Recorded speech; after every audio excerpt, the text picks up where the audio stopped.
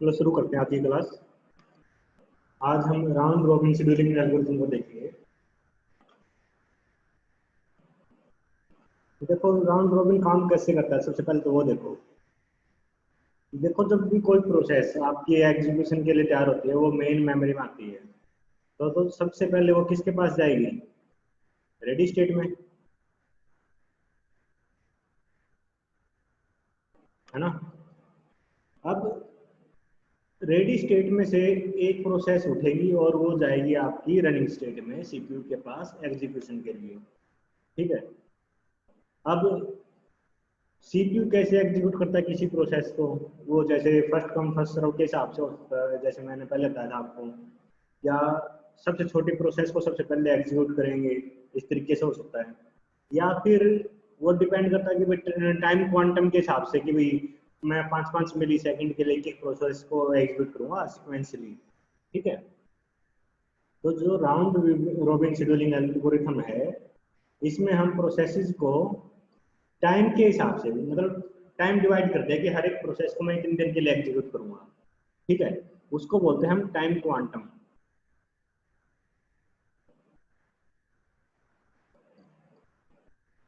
Time quantum क्या है कि जितनी देर के लिए कोई सीपीयू है जो वो आपकी प्रोसेस को एग्जीक्यूट करता है। और फिर मान लिया 5 मिली सेकंड हो सकता है ये।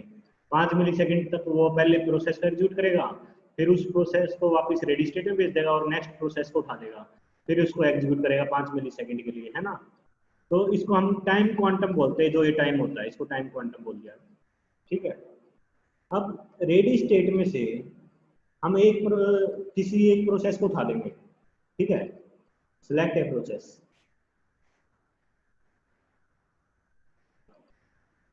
अब इस पे क्या देखेंगे कि जो बर्स्ट टाइम है इस प्रोसेस का, जो हमने प्रोसेस उठाई है उसका जो बर्स्ट टाइम है, अगर वो टाइम क्वांटम से लेस है, मतलब बर्स्ट टाइम है जो प्रोसेस हमने उठाई उसका बर्स्ट टाइम लेस देन और इक्वल है टाइम क्वांटम से, तो क्या करना है हमने? इस प्रोसेस को हम एग्जीक्यूट करेंगे। ठीक है। Execute the process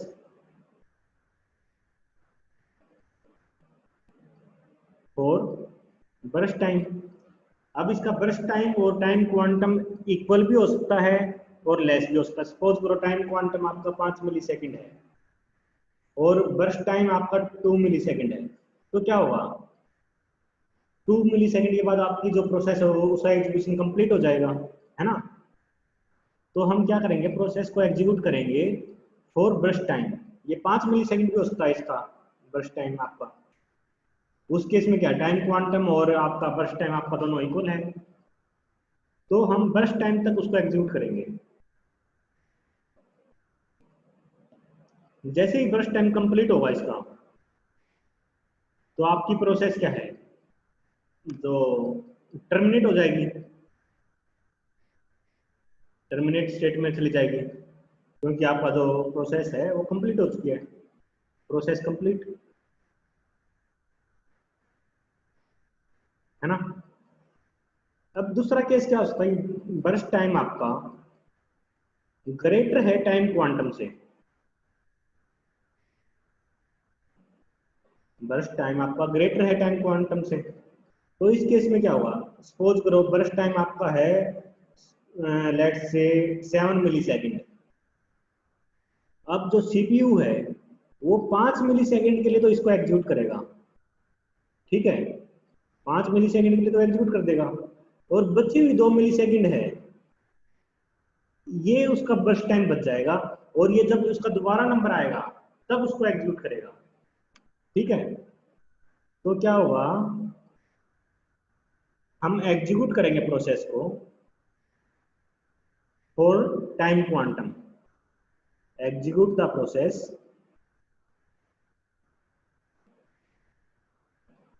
for time quantum. Time quantum जितना है, देखो 5 मिली सेकेंड है, प्रोसेस को एग्जीक्यूट होने के लिए चाहिए 7 मिली सेकेंड। हम एग्जीक्यूट कितनी देर कर सकते हैं? 5 मिली सेकेंड के लिए, मतलब टाइम क्वांटम तक मैंने एग्जीक्यूट करना है। जैसे ही टाइम क्वांटम एक्सपायर होगा, इसको मैं क्या करूंगा, वापिस रेडी स्टेट में भेज दूंगा और एक दूसरी प्रोसेस को मैं उठा लूंगा। दूसरी प्रोसेस भी हो सकती है, वो सेम प्रोसेस भी हो सकती है। दूसरी प्रोसेस कब होगी? जब आपकी रेडी स्टेट में मोर देन वन प्रोसेस, मतलब एक से ज्यादा प्रोसेसेस आपकी रेडी स्टेट में है, तो मैं दूसरी प्रोसेस को उठाऊंगा नेक्स्ट टाइम साइकिल में। अगर एक ही प्रोसेस है तो क्या होगा, 5 मिली सेकेंड के लिए मैंने वो प्रोसेस एग्जीक्यूट करी, क्योंकि टाइम पॉइंट आपका 5 मिली सेकेंड है। उसके बाद वो वापस रेडी स्टेट में जाएगी। अब रेडी स्टेट में सिर्फ वही प्रोसेस है, उसका बर्स्ट टाइम बचा हुआ है 2 मिली सेकेंड। अब मैंने दोबारा उसी प्रोसेस को उठाया, ठीक है, और उसको मैंने कंडीशन चेक करी, क्या बर्स्ट टाइम आपका लेस देन और इक्वल टू टाइम क्वांटम है? अब क्या है, उसका टाइम क्वांटम बचा हुआ है 2 मिली सेकेंड। हाँ, अपना यहाँ पर क्या हुआ, जो बर्स्ट टाइम होगा 2, और ये लेस देन आपका 5 से, तो हम एग्जीक्यूट करेंगे प्रोसेस को बर्स्ट टाइम तक, और उसके बाद आपकी प्रोसेस है उसका एग्जीक्यूशन कंप्लीट हो जाएगा। ये साइकिल समझने में किसी को प्रॉब्लम हुई या नहीं, ये बताओ मुझे, यस नो?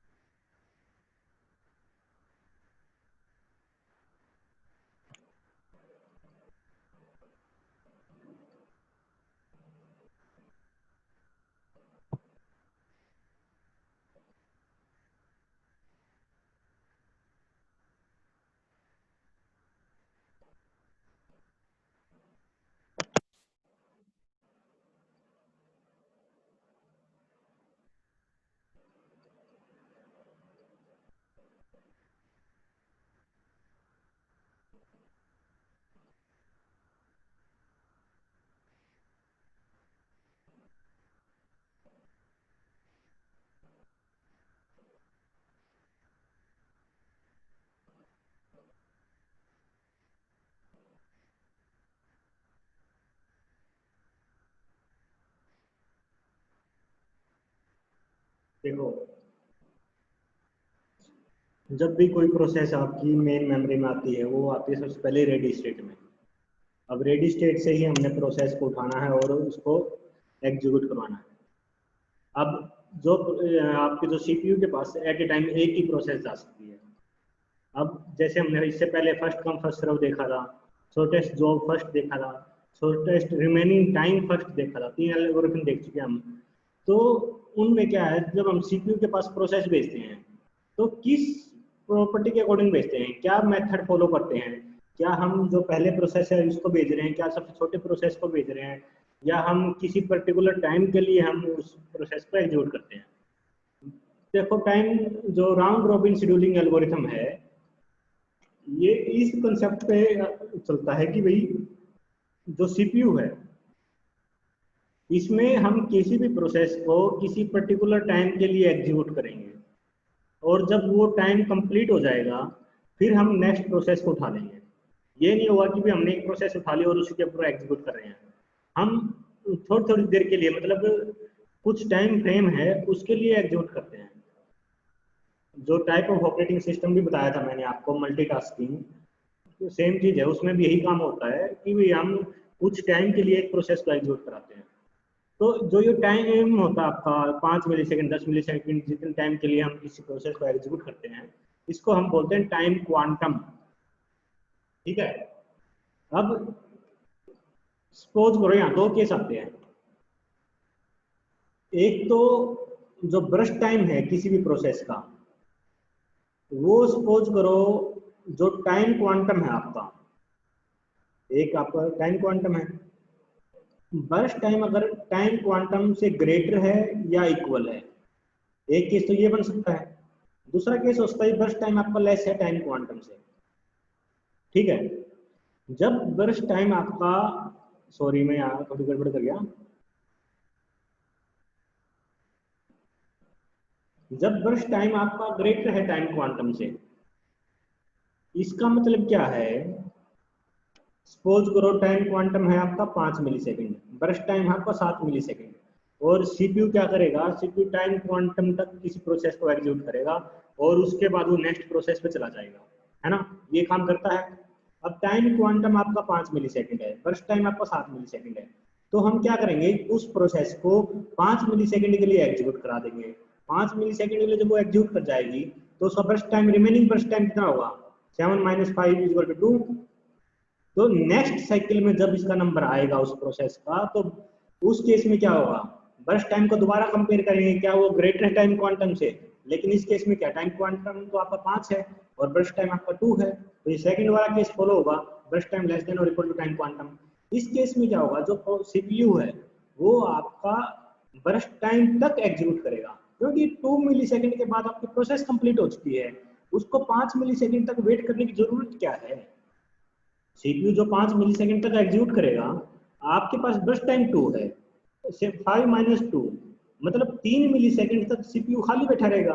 वो हमने करना क्यों है, हम इसकी बजाय क्या करेंगे, इसको खाली बिठाने के बजाय 2 मिली सेकेंड के बाद ही किसी दूसरे प्रोसेस को दे देंगे, है ना। यही चीज इसमें फ्लो चार्ट के अंदर मैंने एक्सप्लेन करी है।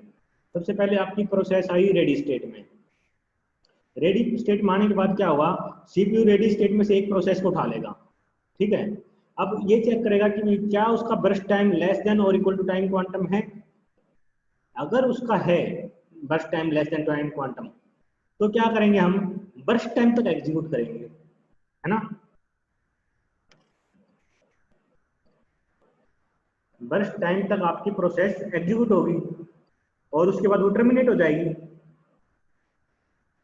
इसके बाद भी वापस हम जा सकते हैं रेडी स्टेट पे, क्योंकि हमने नेक्स्ट प्रोसेस को एग्जीक्यूट करवाना है, ठीक है। टर्मिनेशन के बाद आप एक ये लाइन विड्रॉ कर सकते हो वापस रेडी स्टेट पे नेक्स्ट प्रोसेस को उठाने के लिए। और इसके बाद ये काम कब तक करेगा, काम तब तक करता रहेगा जब तक रेडी स्टेट एम्प्टी ना हो जाए। इसमें यहाँ कंडीशन और मेंशन करनी पड़ेगी, if ready state is not empty, ये मेंशन करना पड़ेगा हमें, ये कंप्लीट फ्लो चार्ट नहीं है। अब देखो, अब आपका ब्रश टाइम अगर सपोज करो ग्रेटर है टाइम क्वांटम से, तो उस केस में क्या करूंगा, मैं टाइम क्वांटम जितना है उतनी देर उसको एग्जीक्यूट करूंगा और ब्रश टाइम जो बच गया प्रोसेस का वो अपडेट होकर वापस रेडी स्टेट में उस प्रोसेस को डाल देंगे। और जब तक ये आपका रेडी स्टेट खाली नहीं हो जाता, एम्प्टी नहीं हो जाता, जब तक मैं इसमें से एक एक प्रोसेस को उठाता रहूंगा और उसको एग्जीक्यूट कराता रहूंगा। ये क्लियर है।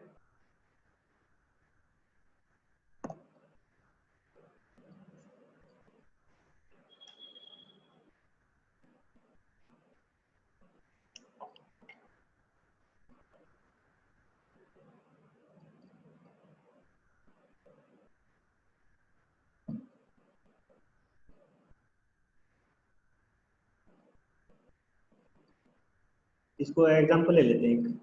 सपोज करो हमारे पास 3 बच्चे हैं, मान लेते हैं कि एक 3, एक 2, 1, 3 बच्चे अपने पास, 1 2 3।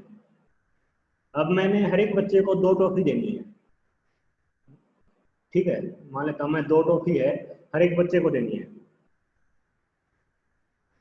लेकिन कंडीशन क्या है, मैं एट ए टाइम एक ही टॉफी दूंगा एक बच्चे को, और जब मैं सबको एक दे दूंगा उसके बाद मैं पहले वाले को मैं दोबारा रिपीट करूंगा वो टॉफी जो उसको दूसरी देनी है। सपोज करो पहले वाले बच्चे को मैंने एक टॉफी दी, इसको एक दे दी, ठीक है। तो अब नेक्स्ट नंबर किसका होगा, 2 का। 2 3 और 1 क्या करूंगा, मैं 1 को मैंने जो टॉफी दी उसको मैं पीछे लाइन में लगा दूंगा वापस, ये भाई तेरी एक होगी, अब वापस लाइन में जाकर खड़ा हो जा पीछे। अब मैं क्या करूंगा, सेकंड वाले को एक दूंगा और सेकंड वाले को उठा के पीछे लाइन में खड़ा कर दूंगा। 3 2 और सॉरी 3 1 और 2, ये चीज होगी। अब मैं क्या करूंगा, तीसरे वाले को एक टॉफी दूंगा और इसको कह दूंगा भाई तू भी अपने पीछे लाइन में जाकर खड़ा हो जा। अब क्या हुआ, 1 2 और 3, है ना, ये चीज होगी।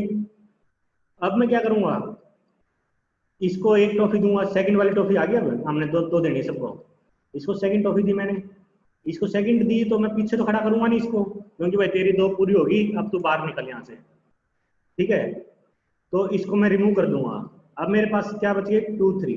अब 2 को मैं सेकंड टॉफी दूंगा, अब 2 की कंप्लीट हो गई, लाइन में खड़ा करूंगा नहीं कि भाई तेरी दो पूरी होगी, दोबारा लाइन में खड़ा कर दिया तो इसका मतलब क्या है, दोबारा लेने के लिए आ गए। तो इसको क्या करेंगे, हटा देंगे लाइन में से। अब बच गया कौन, 3। 3 को दिए अपनी दूसरी टॉफी और इसको भी लाइन में से हटा दिया, ठीक है। यही कंसेप्ट है time quantum round robin scheduling algorithm का। इसमें क्या करेंगे, जो प्रोसेस है आपकी, मान लेते हैं P3 P2 P1, ठीक है, और टाइम क्वांटम मान लेते हैं कुछ, मान लेते हैं 2 मिली सेकेंड, इसका बर्स्ट टाइम 3 है, इसका मान लेते हैं 2 है, इसका मान लिया 4 है। तो मैं क्या करूंगा, सबसे पहले पहली वाली प्रोसेस है, इसको टाइम क्वांटम तक एग्जीक्यूट करूंगा, क्योंकि इसका बर्स्ट टाइम 3 है, 3 आपका ग्रेटर है टाइम क्वांटम से। तो अगर मैं 2 मिली सेकेंड तक इसका एग्जीक्यूट करूंगा तो इसका 1 मिली सेकेंड टाइम बच जाएगा।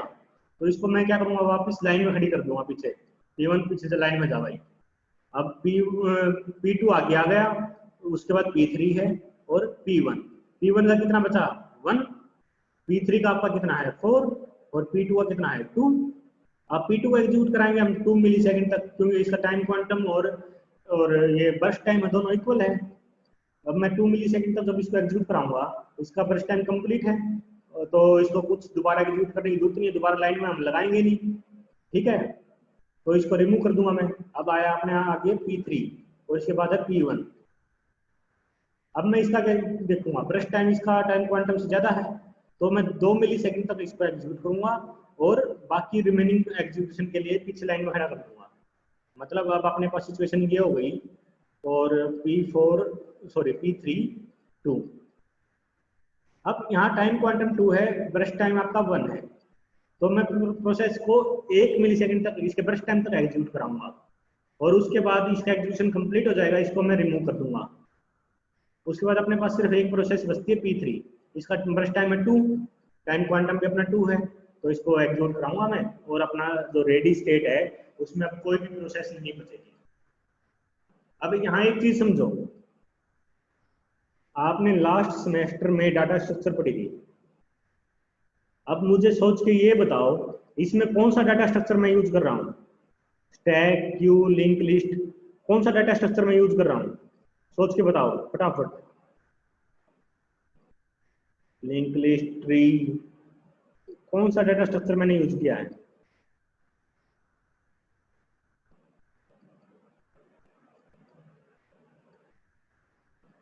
बस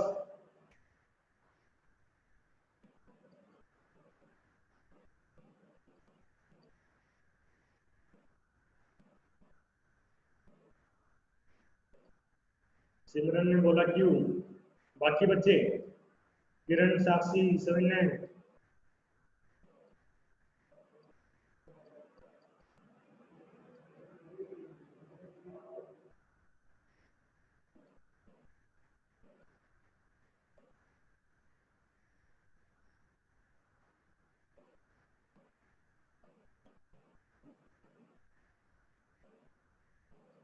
सवाल जल्दी बताओ।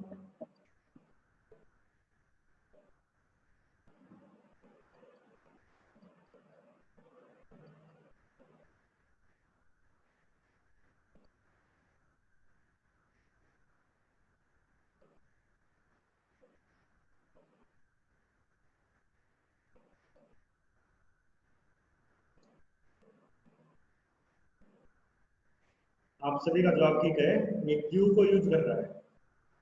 क्यू में क्या होता है, जो सबसे पहले आएगा वो सबसे पहले जाएगा, और जो लाइन में सबसे पीछे होगा वो सबसे लास्ट में प्रोसेस होगा, है ना।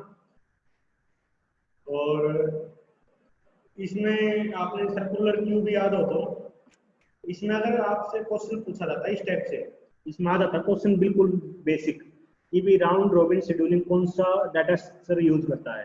अगर आपके पास ऑप्शन दिए गए हो stack, Q, link list, tree, इस टाइप से, तो आपका आंसर होगा क्यू। लेकिन अगर आपके पास ऑप्शन दिए गए हैं stack, Q, circular queue, link list, इस टाइप से, तो आपका आंसर होगा सर्कुलर क्यू। सर्कुलर क्यू में क्या होता है कि भाई इसमें क्या है आपका, ये नहीं होगा कि एक प्रोसेस एग्जीक्यूशन कंप्लीट करके और वो बाहर निकल गई। आपका जब तक वो बर्स्ट टाइम कंप्लीट नहीं हो जाती, मतलब रेडी स्टेट क्लियर नहीं हो जाती, तब तक हम उसको एग्जीक्यूट कराते रहेंगे, सर्कल चलता रहेगा ये। अगर डाटा स्ट्रक्चर पर लेना डिटेल में पढ़ने के लिए सर्कुलर क्यू, तो स्पेसिफिक आंसर होगा इसका सर्कुलर क्यू। जो क्यू होता है इसमें उसको हम रेडी क्यू बोल देते हैं, रेडी क्यू। राउंड रॉबिन में रेडी क्यू बोलते हैं, क्यू ही है वो, लेकिन नाम उसका रेडी क्यू रख दिया। ठीक है, अब इसका हम क्वेश्चन करते हैं। टाइम है कम तो फटाफट करना।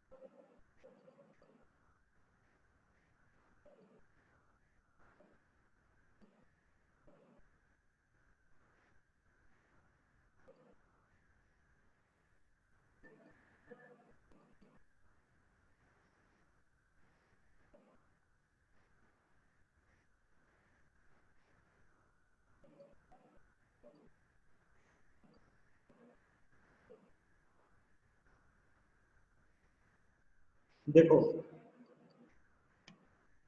क्वेश्चन में आपको arrival time, brush time given मिलेगा, टाइम क्वांटम भी गिवन मिलेगा।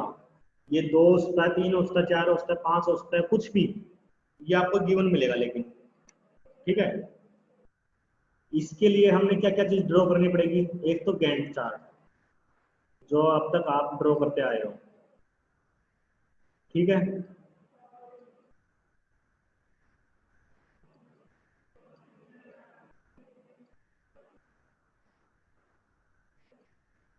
दूसरा आपको इसमें रेडी क्यू भी क्रिएट करनी पड़ेगी, एक रेडी क्यू। ठीक है, सबसे पहले देखो, जब टाइम जीरो था, जब टाइम जीरो था आपके पास कौन सी प्रोसेस आई, P1। टाइम जीरो पे एक ही प्रोसेस आई अपनी, P1। तो आपकी P1 चली गई सीपीयू के पास, और इसको रेडी क्यू में रख दो आप। P1 को जो भी प्रोसेस आए उस टाइम तक उसको रेडी क्यू में डालते रहो। P1 आपकी रेडी क्यू में है। ठीक है, टाइम क्वांटम आपका 2 है, बर्स्ट टाइम यहाँ पर 4 है। तो मतलब क्या है, हमें 2 मिली सेकेंड मतलब टाइम क्वांटम तक तो एक्सपायर उसको एग्जीक्यूट करना ही करना है, क्योंकि बर्स्ट टाइम आपका टाइम क्वांटम से ज्यादा है। अब जब टाइम 2 हुआ, अब ये देखो उस टाइम तक कौन कौन सी प्रोसेस आ चुकी है आपकी। P2 1 पे आ ली, P3 ये आपकी 2 पे आई, है ना। तो जो जिस ऑर्डर में प्रोसेस आ रही है उन सबको रेडी क्यू में डालते जाओ। P2 आई सबसे पहले, फिर आई P3, है ना। अब क्या करना है, अब आपकी जब टाइम 2 हुआ, आपकी रेडी स्टेट में, रेडी क्यू में 3 प्रोसेस है, P1 P2 P3। अब टाइम क्वांटम है जो फर्स्ट प्रोसेस का वो एक्सपायर हो चुका 2। ठीक है, और इसका बर्स्ट टाइम जो रिमेनिंग बर्स्ट टाइम है वो 2 पेंडिंग है अभी। इसको मैंने दोबारा एग्जीक्यूट कराना है, तो मैं क्या करूंगा, इस प्रोसेस को P1 को उठाकर क्यूब में सबसे लास्ट में लगा दूंगा। ठीक है, क्योंकि टाइम जब 2 था, अपने पास 3 ही प्रोसेस है, P1 P2 P3। जब मैंने P1 को 2 सेकंड के लिए 2 टोकरी दे दी उसको, अब उसको मैंने 2 और देनी है, तो मैं उसको क्या करूंगा, लाइन में सबसे पीछे खड़ा कर दूंगा कि भाई पहले दूसरों का नंबर आने दे, फिर तेरे को बाकी तेरी बची हुई टोकरी दूंगा। ये बात सबको क्लियर हुई? यस नो, फटाफट बताओ।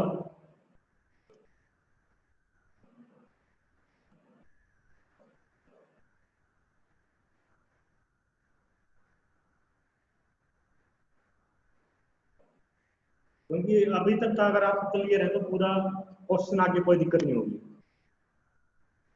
अब देखो, अब आपकी रेडी क्यू में प्रोसेस आई P2, P2 को एग्जीक्यूट कराना मैंने। अब ये देखो कि ये टाइम क्वांटम तक एग्जीक्यूट होगी या बर्स्ट टाइम तक एग्जीक्यूट होगी, जो भी कम होगा उतना तक ये एग्जीक्यूट होगी। इसका बर्स्ट टाइम तो है 3, ना सॉरी 5, और टाइम क्वांटम अपना है 2, तो जो कम है उतनी देर के लिए हमने इसको एग्जीक्यूट कराना है। तो मतलब क्या हुआ, अब आपका जो टाइम है ये हो चुका है 4, और अब आप ये देखो 4 तक और कौन कौन सी प्रोसेस आ चुकी है आपकी। एक तो P4 आई है 3 पे, P5 आ चुकी है 4 पे, मतलब नई जो प्रोसेस आई है 3 पे तो आ गई आपकी P4, और फिर आई आपकी 4 पे P5, है ना। मतलब जब तक P2 रनिंग स्टेट से बाहर आती, तब तक P4 एंड P5 आपकी रेडी स्टेट में आ चुकी है। सही बात है ना, क्लियर है ये? अब हमने क्या करना है, इसका टाइम क्वांटम एक्सपायर हो चुका है P2 का, इसका रिमेनिंग बर्स्ट टाइम कितना बचा, 3, और रेडी स्टेट में से इसको उठा के मैं लास्ट में लगा दूंगा। ये बात समझ में आई सबको? फटाफट, टाइम 9 मिनट बची है, क्वेश्चन पूरा करना है।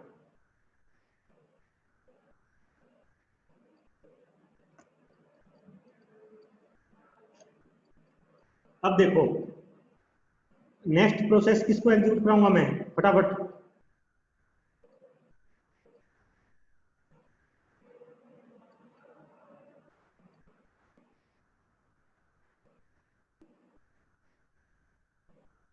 P3 को, क्योंकि रेडी स्टेट में नेक्स्ट प्रोसेस कौन सी है, P3। P3 का टाइम क्वांटम सॉरी बस टाइम देखो कितना है 2, तो टाइम क्वांटम कितना अपना 2, दोनों सेम है, तो सेम है तो टाइम क्वांटम या बस टाइम कुछ भी कह लो, उतना मैं एग्जीक्यूट कराऊंगा इसको 6। अब 6 तक एग्जीक्यूट होने के बाद इसका तो बस टाइम 0 बच गया, और देखो 6 तक और कौन सी प्रोसेस आपकी रेडी स्टेट में आ चुकी है। 4 तक का तो हिसाब पहले हो चुका था, अब 6 पे सिर्फ एक प्रोसेस आई है P6, और इसका बस टाइम आपका रिमेनिंग 0 हो चुका है, और P3 का एग्जीक्यूशन कंप्लीट हो चुका है।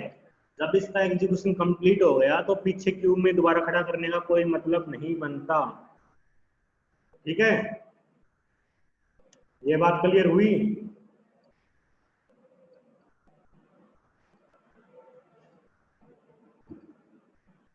अब नेक्स्ट बताओ मैं किस प्रोसेस को एग्जीक्यूट करूंगा।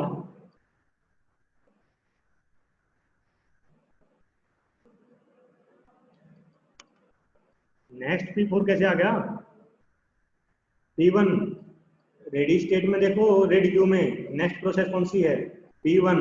P1 को एग्जीक्यूट किया मैंने, कितनी देर तक, इसके बर्स्ट टाइम और टाइम क्वांटम दोनों सेम है, तो बर्स्ट टाइम का लो या टाइम क्वांटम का लो, 8 तक मैंने इसको एग्जीक्यूट किया। अब इसका रिमेनिंग बर्स्ट टाइम कितना बचा, 0, तो ये प्रोसेस आपकी कंप्लीट हो चुकी है, रेडी क्यू में से इसको निकाल दो। ठीक है, अब नेक्स्ट प्रोसेस किसको उठाऊंगा मैं, P4 को। P4 को एग्जीक्यूट कराऊंगा मैं कितने टाइम के लिए, इसका बर्स्ट टाइम 1 है, टाइम क्वांटम 2 है, तो जो कम होगा उसके लिए मैं एग्जीक्यूट कराऊंगा। इसका मतलब क्या है, ये 9 तक एग्जीक्यूट होगी, 9 तक एग्जीक्यूट होती है, इसका रिमेनिंग बस टाइम कितना है 0। ठीक है, ठीक है, यस नो, फटाफट।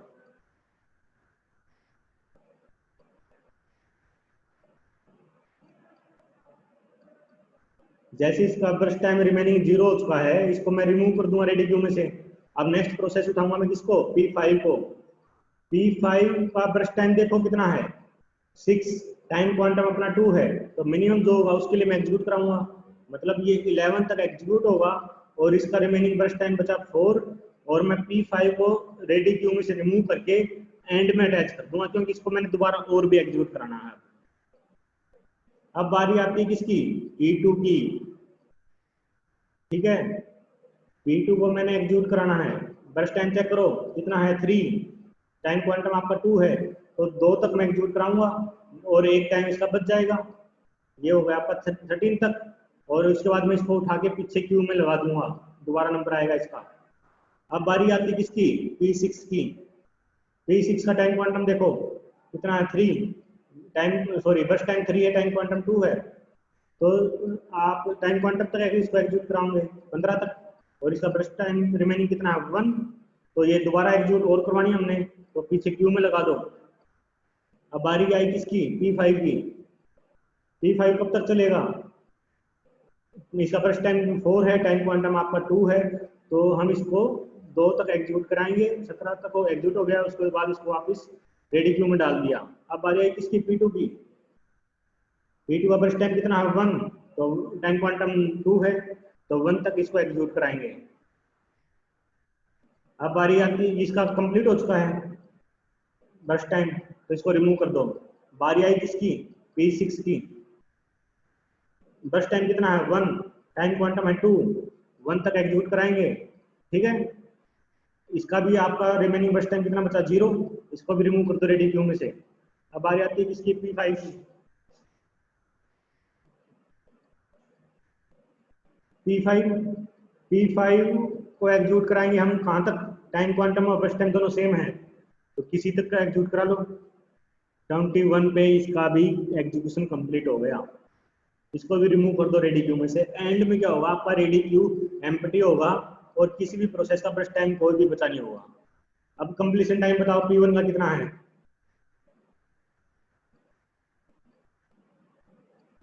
क्या बात है सिमरन, वेरी गुड। तो कंप्लीशन टाइम आप लिख सकते हो, मैं एज इट इज लिख रहा हूँ, चेक कर लेना, मैं सिमरन वाला लिख दिया है। ठीक है, उसके बाद आपने कंप्लीशन टाइम के बाद क्या निकालना है, टर्न अराउंड टाइम। 3 मिनट बचिए फटाफट। उसके बाद निकालना है वेटिंग टाइम, एक होता है response time, first response time, ये चीज सुन लो, पहले मैंने बताई नहीं थी।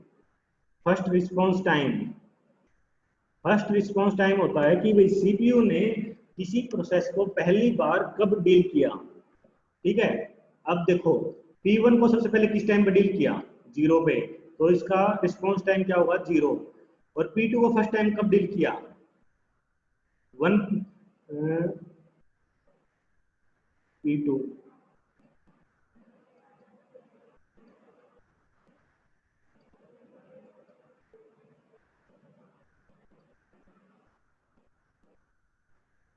देखो फर्स्ट रिस्पॉन्स टाइम क्या है, जिस टाइम सीपीयू ने उसको डील किया पहली बार, माइनस अराइवल टाइम।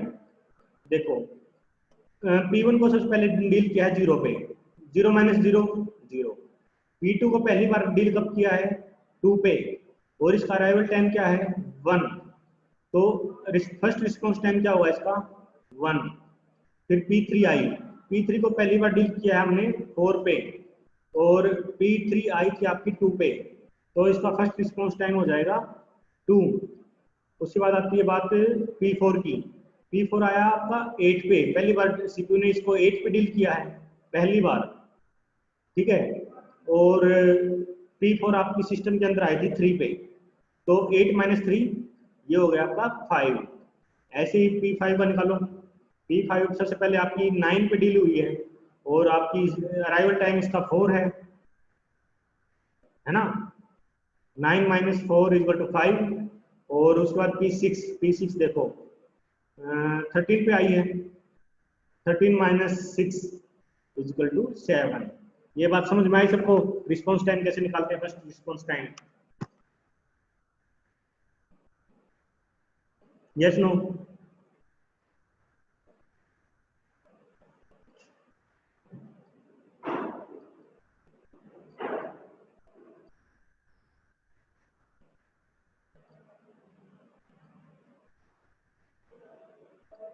इसका एवरेज टर्न अराउंड टाइम और एवरेज वेटिंग टाइम खुद निकाल लेना, वो सेम है जैसे हम पहले निकालते आए हैं। First response time first come first serve किया था, शॉर्टेस्ट जो फर्स्ट किया था, शॉर्टेस्ट रिमेनिंग टाइम फर्स्ट किया था, उसमें भी निकाल सकते हो। सेम कंसेप्ट लगेगा, जैसे इसमें निकाला है सेम वैसे निकाल सकते हो। ठीक है, चलो इसके और एग्जाम्पल कल कर रहेंगे नेक्स्ट लेक्चर में। अभी के लिए इतना ही, मीटिंग एंड करता हूँ।